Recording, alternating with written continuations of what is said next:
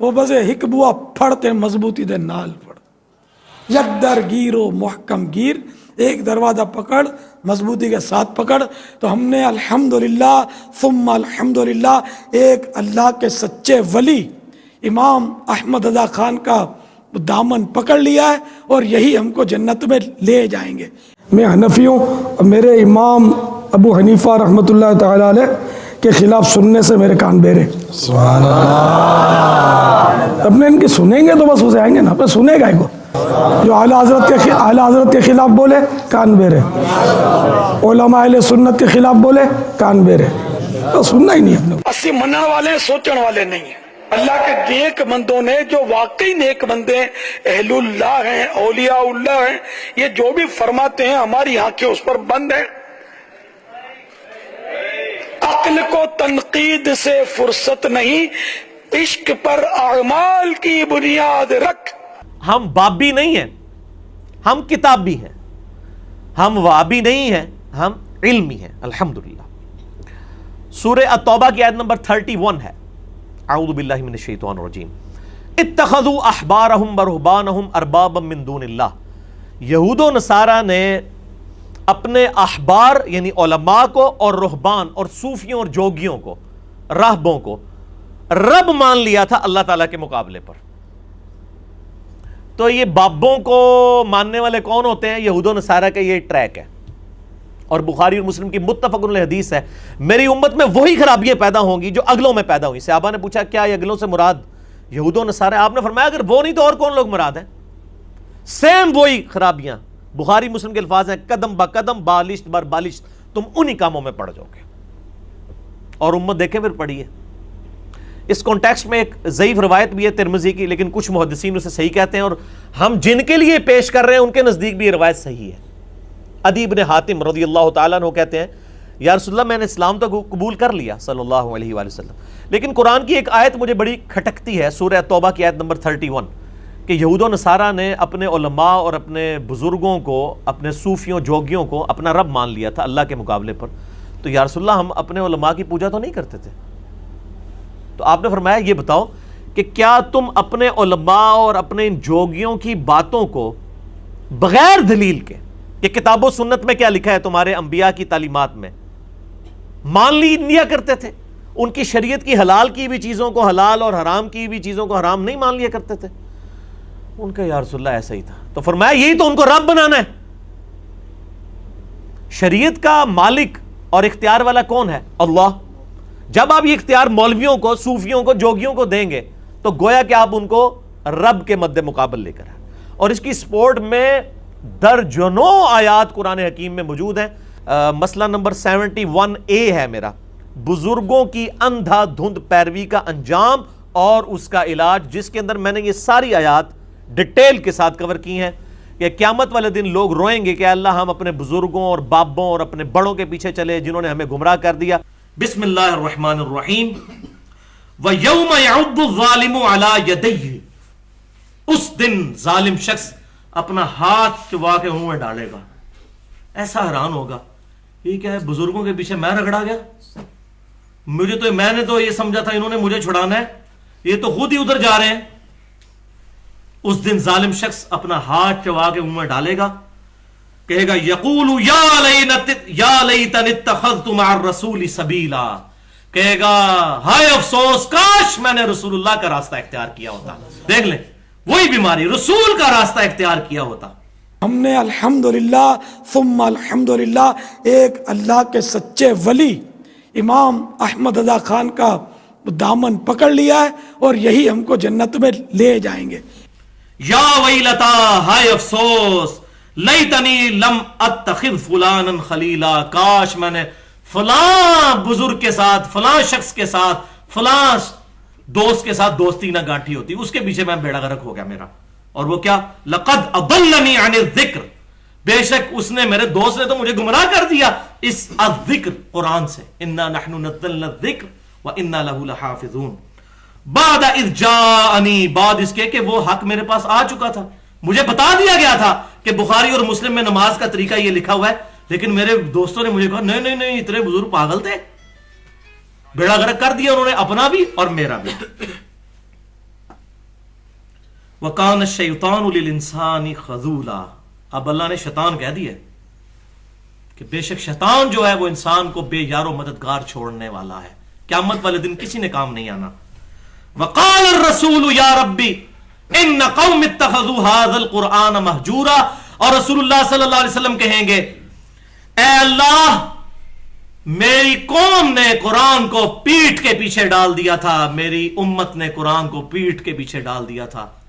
نبی صلی اللہ علیہ وسلم شکایت کریں گے، جس کی شکایت امام کائنات سید الاولین والآخرین شفیع المذنبین رحمت للعالمین سیدنا و مولانا امام اعظم محمد رسول اللہ صلی اللہ علیہ وسلم کر دیں، اس کی شفاعت کون کرے گا؟ ہمیں تو مولویوں نے صرف شفاعت والی حدیثیں سنائی ہیں، حق ہے، لیکن شکایت لگنی ہے جس نے قرآن کو پس پش ڈالا. شفاعت نہیں اس کی ہونی، پھر شکایت لگنی ہے. الٹا شکایت لگ گئی تو پھر بیڑا غرق. والعیاذ باللہ تعالی. اللہ کی پناہ میں آتے ہیں ہم. دوسرا موقع سورۃ الاحزاب کی آیت نمبر 66 اور 68. یوم تقلب وجوہہم فی النار. جب قیامت والے دن ان کے چہرے آگ پر تلے جا رہے ہوں گے، الٹ پلٹ کیے جا رہے ہوں گے، جیسے یہ سیخ کباب. تو اللہ تعالیٰ ہمارے ان کے چہرے جب آگ پر الٹ پلٹ کیے جائیں گے، یقولون یا لیتنا اطعنا اللہ و اطعنا الرسول. یہ کہیں گے ہائے افسوس، کاش ہم نے اللہ کی اطاعت کی ہوتی، اس کے رسول کی ہوتی صلی اللہ علیہ وسلم. آگے بیماری بھی آ جائے گی ان کی کہ کیا ہے، وہ ساتھ ہی آگے وقالوا ربنا انا اطعنا سادتنا وکبرانا. یہ وہی اے رب ہمارے، ہم نے تو دنیا میں اطاعت کی تھی اپنے سعادت مند لوگوں کی، بڑے بڑے نورانی چہرے والوں کی. کہتے ہیں بڑا خوبصورت چہرہ ہے، یہودیوں کے بھی چہرے بڑے خوبصورت ہیں. الحمدللہ مجھے بھی ایک بندے نے اگلے دن میری ویڈیو پہ کمنٹس کیے ہوئے، وہ ہے دیوبندی مکتبہ فکر سے تھے، تو وہ مجھے کہنے لگے جی آپ کے چہرے پہ نورانیت نہ ہوتی تو میں آپ کا لیکچر بھی نہ دیکھتا. میں نے کہا یار اس نورانیت سے نہ دھوکہ کھاؤ، اس سے نورانی چہرے ہیں جو دنیا کو فراڈ کی طرف چلا رہے ہیں. ہم چہروں کے اوپر فیصلہ کرتے ہیں نا. تو کہیں گے اے رب ہمارے، ہم نے تو اطاعت کی بڑے بڑے سعادت مند لوگوں کی، وہ کبرانا اور بڑے بڑوں کی، اتنے بڑے بڑے، یہ وہ ہے کبرانا کبیر، بڑے بڑے. میرے غوث پاک فَأَضَلُّونَ السَّبِيلَ. تو انہوں نے تو یا اللہ ہمیں گمراہ کر دیا تھا دنیا میں، لیکن اب تو کچھ نہیں ہو سکتا. تو کہیں گے یا اللہ اب کچھ نہیں ہو سکتا، تو ایک ہماری ریکویسٹ ذرا سن لے. ربنا آتہم ضعفین من العذاب والعنہم لانا کبیرا. اے اللہ ہمارے بزرگوں کو دگنا عذاب دے جن کی وجہ سے ہم گمراہ ہوئے، اور ان پر بڑی لعنت کر. چلو اب دنیا میں ہم تو نہیں جا کے بچ سکتے، لیکن انہوں نے جو ہمارا بیڑا غرق کیا ان کو دگنا عذاب دے. یہ وہ دوست کی کہہ رہے ہوں گے ہمارے بزرگوں کو جو یہاں ان کے ناموں پہ لڑ رہے ہوتے ہیں دوسروں کے ساتھ، وہاں کہیں گے یا اللہ ان کو دگنا عذاب دے، ان پر بڑی لعنت فرما جن کی وجہ سے ہم نے نبی صلی اللہ علیہ وسلم کا مبارک دامن کرم چھوڑ دیا تھا. یار نہ کر، خدا دا واسطہ نہ کرو اس طرح. یہاں بھی معاملہ ختم نہیں ہوا. تیسرا موقع تو اس سے بھی خطرناک آیت ہے، سورہ حامیم السجدہ آیت نمبر 29. ربنا ارنا الذین اضلانا من الجن والانس. یہی لوگ پھر جب دوزخ میں پہنچیں گے کہیں گے اے اللہ ایک دفعہ ذرا ہمیں دکھا دے ہمارے وہ بزرگ انسانوں میں سے بھی اور جنوں میں سے بھی. یہ وہ جنوں کی جماعتیں بھی بھیجتے ہیں نا بعض لوگ، کہتے ہیں فلاں بزرگ جو ہیں وہ جنوں کی جماعتیں تبلیغ میں بھیجتے ہیں. اے اللہ ہمارے بزرگ دکھا دے. نبی صلی اللہ علیہ وسلم نے کوئی جماعت نہیں بھیجی، ایون آپ کو پتہ بھی نہیں چلا. قرآن میں آیا کہ نبی صلی اللہ علیہ وسلم فرما دیجئے کہ مجھ پر اللہ کی طرف سے وحی ہوئی ہے کہ چند جن وہاں سے گزر رہے تھے، انہوں نے میرا کلام سنا، انہوں نے اسلام قبول کیا اور اسلام کی دعوت پیش کرنا شروع کر دی. لیکن آج ہمارے بزرگ جو ہیں وہ کچھ رائے ونڈ میں بیٹھے ہوئے وہ کہتے ہیں کہ بزرگوں کی جماعتیں بیچتے ہیں، جنوں کی. تو یہ جو بھی بندہ کہتا ہے نا فلاں بندے کے قبضے میں جن ہے، اصل میں جن اس کے قبضے میں نہیں ہوتے، وہ جنوں کے قبضے میں ہوتا ہے. یار نہ کر. ہاں بالکل. تو اے رب ہمارے، ہمیں دکھا دے ہمارے بزرگ جنوں میں سے بھی اور انسانوں میں سے بھی جنہوں نے ہمیں دنیا میں گمراہ کیا تھا. نجعلہما تحت اقدامنا. اے اللہ ہم ان کو اپنے پاؤں کے نیچے رون دیں گے ان بزرگوں کو جنہوں نے ہمارا بیڑا غرق کیا تھا. اور یہ آپ مجھے دل سے پوچھیں، میرا تو دنیا میں دل کرتا ہے کہ جن بزرگوں کی وجہ سے میں کتاب و سنت سے دور رہا، آج میرے والے ہوں تو میں جوتیوں سے ان کی مرمت کروں. کچھ حیا کر. آخرت میں تو یقین ہے. دنیا میں بندے کو غصہ آتا ہے یار انہوں نے ہمیں کس دھوکے میں لگائی رکھا، اوکھے ویلے بزرگ کام آتے ہیں، کس امید پہ چلائی رکھا. اور حضور غوث پاک رضی اللہ تعالیٰ عنہ فرماتے میں تو قیامت میں بھی اتنی دیر جنت میں نہیں جاؤں گا جب تک سارے مرید نہ ساتھ چلے جائیں. میں نے جانا نہیں, کھڑا ہو جاؤں گا, عرض کروں گا مولا بھیج. تو قیامت والے دن کہیں گے اللہ ہمارے بزرگوں کو جنوں اور انسانوں میں سے ہمارے حوالے کر دے, نجعلہما تحت اقدامنا, ہم پاؤں کے نیچے ان کو رونے, لیکون من الاسفلین, تاکہ دوزخ کے سب سے نچلے حصے میں پہنچے. میرے غوث پاک اتھے واڑ کے نا انہوں دوزخ دے تھڑے حصے تا ساڑی روح سکون ملنا ہے, لیکن کوئی نہیں ملنا. لیکن وہاں غصہ پھر یہ نکلے گا. تو بھائیو اس دن آنے سے پہلے پہلے نبی صلی اللہ علیہ وسلم کے مبارک دامن کرم کو تھام لیں اور ان سے اعلان برات کر لیں, ادروائز بیڑا غرق ہونے والا ہے. اور سورہ بنی اسرائیل میں جو 10 کمانڈمنٹس آئی ہیں جو تورات کے اندر بھی موجود تھیں, سورہ بنی اسرائیل کی آیت نمبر 36 میں 9th کمانڈ آئی ہے, اعوذ باللہ من الشیطان الرجیم, وَلَا تَقْفُ مَا لَيْسَ لَكَ بِهِ عِلْم, اے انسان کسی چیز کی پیروی اس وقت تک مت کر جب تک کہ تو اس کے بارے میں علم نہ حاصل کر لے. اِنَّ السَّمْعَ وَالْبَصَرَ وَالْفُؤَادَ كُلُّ أُولَٰئِكَ كَانَ عَنْهُ مَسْئُولًا, بے شک کان, آنکھیں اور عقل یعنی دماغ یا دل, اس کے بارے میں تم سے پوچھا جائے گا. یہ 3 انسٹرومنٹس یوز کر کے تم نے حق بات حاصل کرنے کی کوشش کیوں نہیں کی. اس میں بھی دیکھیں وَلَا تَقْفُ مَا لَيْسَ لَكَ بِهِ عِلْم, علم کے بغیر کسی چیز کی پیروی نہ کرو. ہمارے نبی صلی اللہ علیہ وآلہ وسلم کو ایک ہی دعا سکھائی گئی ہے اس حوالے سے. یہ نہیں سکھائی گئی کہ اے اللہ میرے جذبات میں اضافہ کر دے, میری مستی میں اضافہ کر دے, میرے عشق و سرور میں اضافہ کر دے. نہیں, ایک دعا قرآن میں, قُلْ رَبِّ زِدْنِي عِلْمًا. اے نبی آپ بھی دعا کیا کریں صلی اللہ علیہ وآلہ وسلم کہ اے اللہ میرے علم میں اضافہ کر دے. اور یہ میں کہتے ہیں علم بس کرنی ہو یار, اصل ویسے یہ ٹھیک ہی کہہ رہے ہوتے ہیں, ان کو پتہ ہے علم ان کی موت ہے, یہ چنگا کر دے. ویسے دس رہے ہو کہ تسی علمی کتابی نہیں ہو.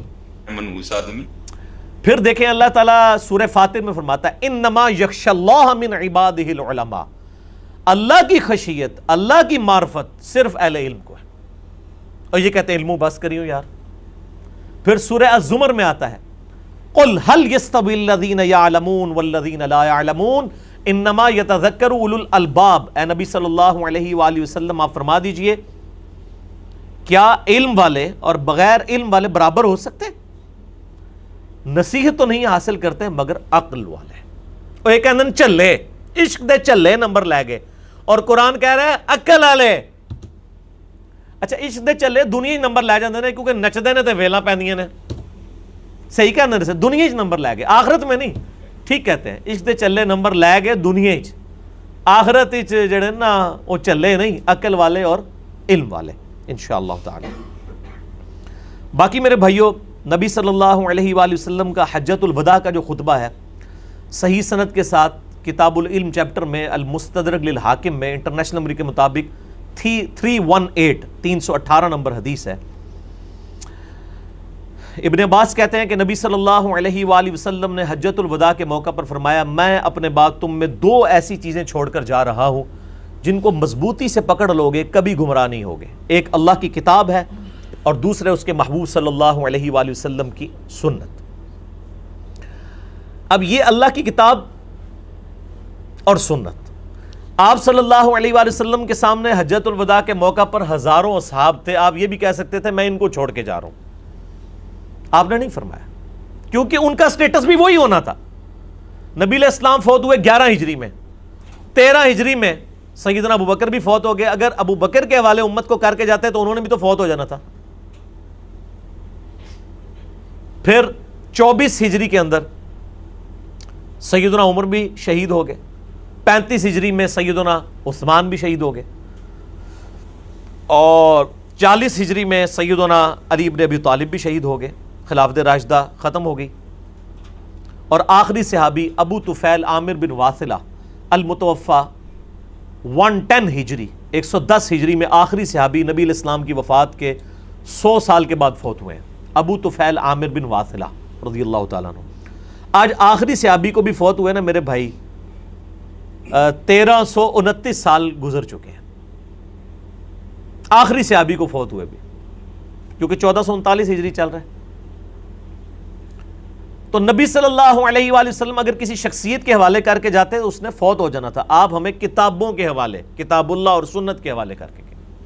اور پھر دیکھیں غدیر خم کا جو خطبہ ہے، صحیح مسلم میں اوپر تلے 4 حدیثیں ہیں، فضائل علی والے چیپٹر میں انٹرنیشنل نمبر کے مطابق 6225 سے لے کے 6228 تک، اپنی وفات سے تقریباً 1.5-2 مہینے پہلے آپ نے حجۃ الوداع کے بعد مدینہ شریف واپس آتے ہوئے خم نامی گاؤں میں پانی کے لیے پڑاؤ کیا، اور کنکلوڈنگ گفتگو تھی، اونٹ کے پالان کا ممبر رکھا گیا، اسے غدیر خم کی حدیث کہتے ہیں۔ اس پہ میرا یوٹیوب پہ کلپ ہے، میں نے 8 طرق اس کے اہل سنت کی کتابوں سے بتائیں، آج میں ڈیٹیل میں نہیں جاؤں گا۔ آپ نے فرمایا لوگوں آگاہ ہو جاؤ، میں بھی ایک انسان ہوں، قریب ہے کہ اللہ کا قاصد یعنی موت کا فرشتہ میرے پاس آئے اور میں اس کی دعوت قبول کر لوں، یعنی ہر شخص نے جانا ہے، میں بھی دنیا سے چلا جاؤں۔ میں اپنے بعد تم میں 2 بھاری چیزیں چھوڑ کر جا رہا ہوں، ان میں سے پہلی چیز اللہ کی کتاب ہے، اس میں ہدایت ہے، اس میں نور ہے، تم اللہ کی کتاب کو پکڑو، اپنا تعلق اس کتاب کے ساتھ مضبوط کرو۔ اللہ کی کتاب اللہ کی رسی ہے، جو اسے پکڑے گا وہ ہدایت پر ہوگا، جو چھوڑ دے گا گمراہ ہو جائے گا۔ اور زید ابن ارقم کہتے ہیں نبی علیہ السلام کہتے رہے اللہ کی کتاب، اللہ کی کتاب، اللہ کی کتاب، لیکن امت نے کتاب چھوڑ دی، کتابیں چھوڑ دیں، کتابوں کو چھوڑ دیا، بابوں کو پکڑ لیا۔ اوکھے ویلے بزرگ کام آتے ہیں۔ بابی نہ بڑھو، کتابی بڑھو۔ نہ میں وابی، نہ میں بابی، میں ہوں مسلم علمی کتابی۔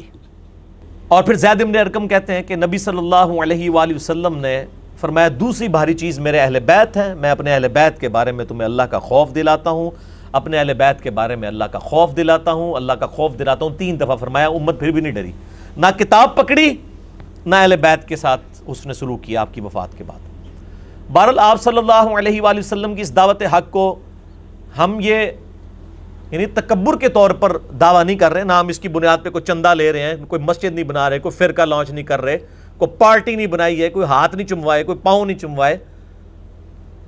اللہ تعالیٰ پر اعتماد کرتے ہوئے بات کہہ رہے ہیں کہ نبی علیہ السلام نے اپنی آخری جو وصیت کی تھی نا، قرآن اور اہل بیت، اگر اس کو اس وقت الحمدللہ دعوت و تبلیغ کے حوالے سے کسی نے مکمل طور پہ دونوں چیزوں کو پکڑا ہوا ہے نا، تو الحمدللہ وہ اس پلیٹ فارم کی دعوت ہے۔